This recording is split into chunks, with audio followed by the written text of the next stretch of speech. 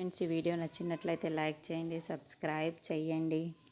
విష్ణు మందు తాగి రోడ్ల మీద తిరుగుతూ అక్కడికి వరలక్ష్మి వచ్చి విష్ణు గారు అని తన వెనక పడుతూ ఉంటుంది. అది చూసిన విష్ణు మాత్రం, ఏంటి వరలక్ష్మి, నువ్వు నా వెనక్కి రావద్దు, నన్ను ముట్టుకోవద్దు, అసలు నేను నిన్ను చూస్తేనే నాకు చాలా కోపంగా వస్తుంది, చిరాకుగా ఉంది, నా కూతురి మనసులో నన్ను ద్వేషించేటట్టు చేశావు నువ్వు అని ఆ మాటలు వినగానే అక్కడున్న వరలక్ష్మి ఒక్కసారిగా షాక్ అయిపోతూ ఉంటుంది.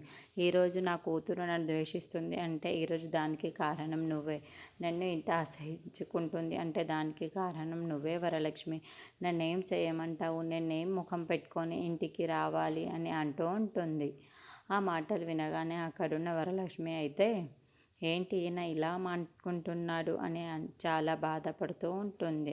ఇంతలో అక్కడున్న విష్ణు మాత్రం, ఏంటి వరలక్ష్మి, ఇదంతా జరిగింది నీ వల్లే కాదు, అందుకే నేను ఆ ఇంటికి రావాలనుకోవడం లేదు, అయినా సరే నీతో ఉండాలని అస్సలు అనుకోవటం లేదు, నన్ను నన్నులా బతకనివ్వు అని అంటూ ఉంటాడు. ఆ మాటలు వినగానే అక్కడున్న వరలక్ష్మి మాత్రం, ఏంటి విష్ణు గారు ఇలా మాట్లాడుతున్నారు అని అనుకుంటూ ఉంటుంది.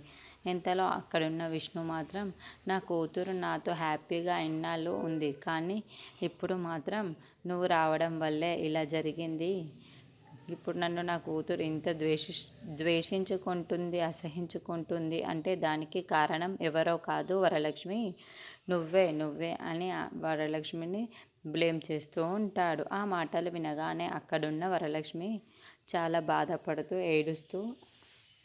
ఏడుస్తూ అక్కడ నిల్చొని ఉంటుంది. ఇంతలో అక్కడున్న వరలక్ష్మి చాలా బాధపడుతూ అక్కడి నుండి విష్ణు వెళ్ళిపోతూ ఉంటాడు.